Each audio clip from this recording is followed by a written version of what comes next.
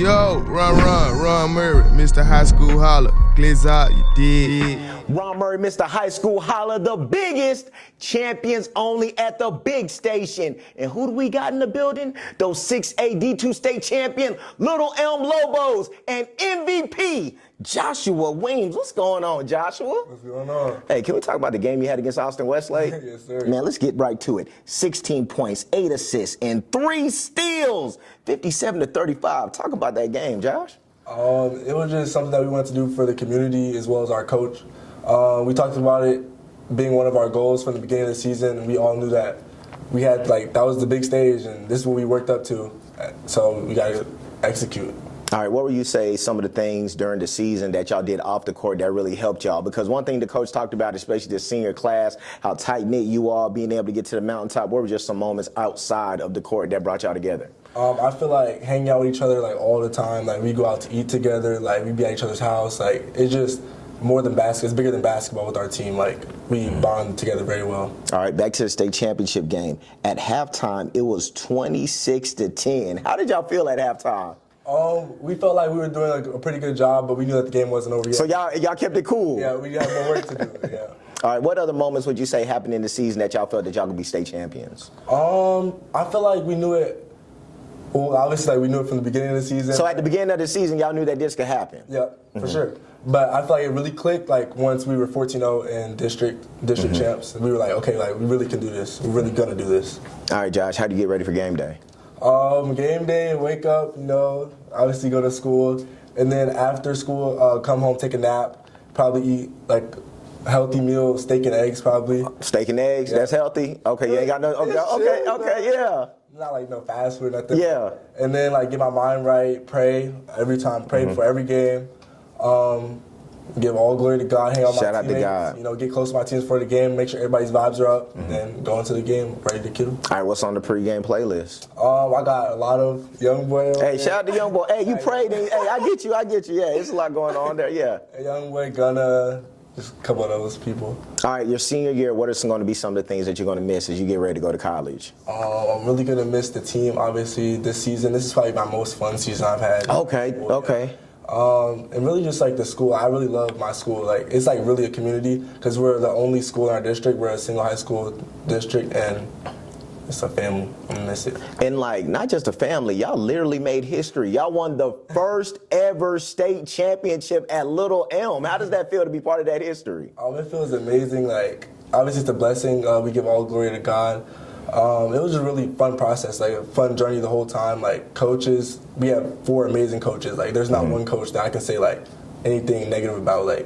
Everybody's great, teammates were great, our chemistry was great. A great season. All right, and big congratulations to you. You decided to stay at home. Shout out to the Patriots, Dallas Baptist University. Shout out to Coach Flickner. That's where you're committed to. Why Dallas Baptist? I feel like it goes along with my religion very well and my beliefs. I feel like the coaches have my best interest at heart, and their play style is going to fit my play style as well. I'm going to go in there, and it's kind of a similar play style as we had at Little Elm, kind of fast-paced, scrappy defense.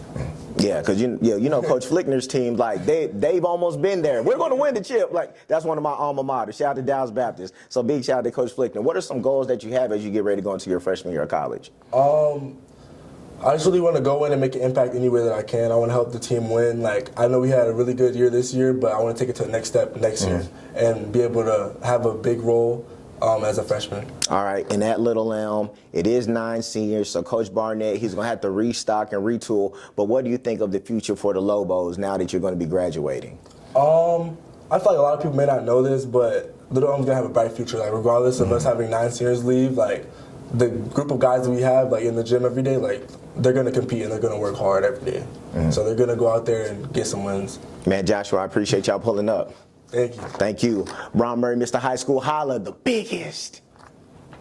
Ron Murray, Mr. High School Holler, the biggest, coming to you live from the big station. Champions only, and with me, those 6A D2 state champion, Little Elm Lobos, and head man, Coach Damon Barnett. What's going on, Coach Barnett? What's going on? Hey, first off, I want to say big congratulations to you because you literally made history, a momentous occasion, not just bringing Little Elm their first basketball state championship, but their first state championship ever, Coach. Talk about that run. Oh, man, our community has been real big. Our fanfare, our parents, just our staff at the school, everybody's been very supportive of the journey that we had. So we just made it more about them than us. We said we got a lot of people that's looking forward to us doing big things for the city, man, and we were just glad that we were in position to be able to do that for them. So our community, I give a shout out to them for just being real supportive and having our backs. All right. True. And talking about that journey, you know, when you first took the job, these youngsters, these guys here, the seniors were the guys that were here when you first got here, right? Yep. So just talk about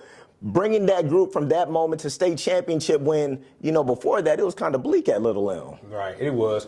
The thing about it is, you know, you always kind of look at a group that you have based off your freshmen and the guys that play varsity. Just walking into that job the first time, my freshman group was a good group. I think I had about, no lie, about 10 to 12 guys that could really play. A couple of them moved away, but the guys that we had, I think we had 9 this year. They stayed the course. And so those are 9 guys that stayed with you. Yeah. Okay. They stayed with me, and they came back, and we got it done, man. It was just 4 years of just grinding, and we finally got it done their senior year. How do you make them believe, Coach, especially with just things like that? Because, of course, you're a new guy coming in. They're used to what they're used to. But you being a state champion yourself, you know, at the great James Madison, how do you just make them believe and stay there? Like, you have 9 seniors that stayed with you. Not too many coaches can say that. Right. It's a mentality, man. Like, I mean, me as a coach, man, I refuse to allow myself to sit and lose. And so just when I first got there, I kind of had the speech of just having them believe that we can get to this point, man. Of course, you know, going in, I'm probably the only one that can believe that, but just the grind that we went through, just developing and just playing and exposing them to higher level gameplay. Like this year we played some of the top teams in the state and in the country, and we battled with them, you know. Mm-hmm. So I didn't allow them to think of themselves as losers, but just to be winners and just to be aggressive in everything we do. All right, so making that run with the 4 years, with the seniors that you do have, at what moment during the run would you say, like, these guys aren't freshmen anymore, these guys can be state champions now that they're seniors and being able to get to the mountaintop? Well, honestly, I think last year was our year because we went into that season. That was our first time making the playoffs since I'd been there, and we went on a good run. We just had a bad game in the 3rd round, but I think sometimes the process is you got to taste it in order to gain it, and I think with us losing that game, it left a hunger in us, and so that group that was coming back, that were juniors that year, just kind of were hungry enough to say, hey, we finna get it done. All right, what are you going to miss about those seniors when they leave? 9 of them, Coach. Like, y'all are family, for real family. Y'all are a tribe. We are. We got a song by Frankie Beverly and Mays called We Are One. I played it almost every day. And the reason why I came up with that song is because we had a couple of practices where they kept getting into it. So I made them listen to that song the whole practice. And it became like a stickler, and it became like our theme last year, and we carried it over this year. And it really kind of meant a whole lot because the song We Are One kind of puts us along with our community and parents and stuff together. And that's what we pretty much did, wanted as a group. All right, Coach, why do you call your team the best team pound for pound in the state? Hey, because we're not afraid to play anybody. We went toe-to-toe with some of the best teams. A state champion. Y'all went toe-to-toe with a state champion this year. We played against guys that are like Division I guys and held our own.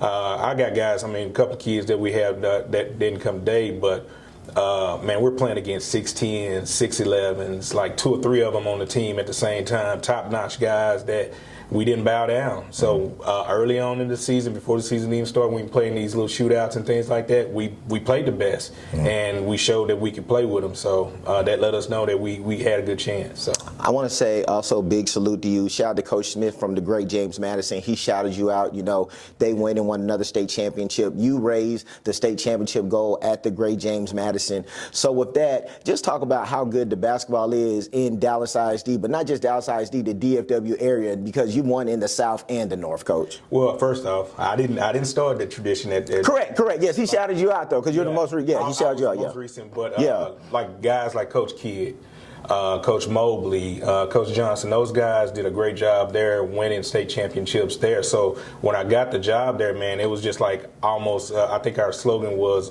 chasing tradition one game at a time.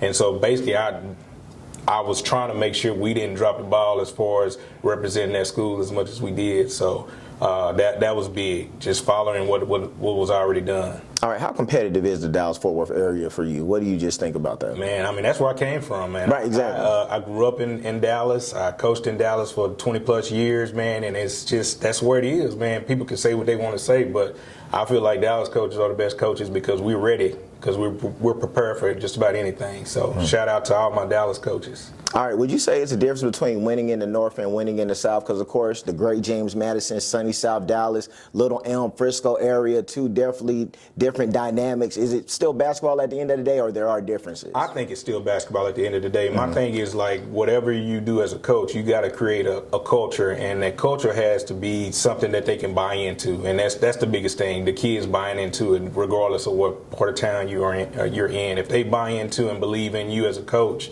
then they're going to go through a wall for you. So it doesn't really make a difference what side of town you're on. All right, and I do want to ask you this. You're someone, you won a state championship before the split, and you've won a state championship, after the split, the way UIL, how they have it divisionally, kind of like football. Just your thoughts on that, and yes, the championship runs you had in the two different eras. So, the year that I won in Madison was the very first year that they had it in San Antonio. I was a little upset because I'm so used to going to the University of Texas. Austin, right, correct, yes, exactly. Game, but they just so happened to move it. It was a good experience. I mean, it was different, but at the same time, you're going to step on that court and you're going to play the game regardless of where you are. So now with the split, I like it because I think it gives schools like us an opportunity to represent their community and have a chance to win a state championship, which I don't think it would have mattered if it was Division I, Division II. We was going to compete at either one of them. So, but I do think that the split gives everybody an opportunity if you have a good enough team to get that far. All right, how was that locker room after the clock went 0 against Austin Westlake? Austin Westlake, big deal. So how was that after the deal was done? So they, of course, after the game, they pull you to do interviews and things like that. So I think that the kids that weren't in the interviews, they were in their party. And I think they did TikToks and all kind of videos. Yeah. And of course, when Coach Barnett get back down there to the locker room, they already told me, Coach, go on and give me your phone. They about to get you. And so when I went in, they just dashed us with the water, man. I mean, I'll take that because that's just them celebrating us as coaches. So we were able to entertain that and play and being there with them to celebrate. So they got us pretty good. I mean, I was soaking wet, but like I say, I'll appreciate that. I mean, I didn't mind that at all. All right, first state championship, they got to put a monument for you, Coach, because that's definitely big. Oh man, I mean, I'm a humble guy, man. I Yes, really am like happy for my kids and for the community because I really put them in front of me. Like it's always good to win, but at the same time, I'm just glad I was a part of something that was new to the community, and it'll be forever there. So. Yeah, and once again, thank you so much for coming out. We know it was a drive, but 9 seniors are left. So how do you just repack and retool and get ready for another run, Coach? It's a culture, man. Like my thing is, like, if you present it to everybody in the whole program, it's not going to be a dropout because the expectation and the bar is set. So honestly, like in our off season so far, man, our kids, I can tell a difference in between how they were at the beginning before we won and now, because they understand that, hey, in order for me to be at that level, I gotta bust my tail and I gotta do what I need to do to make sure we hold up that standard. So the standard has been set. All right, Coach, let everybody know what they need to know about those little Elm Lobos, Coach. Hey, just know we play hard, we coming for you, we gonna be aggressive, and we ready for anything. Hey, pound for pound, Ron Murray, Mr. High School Holla, K104, the biggest. Yes, sir. Yes, sir.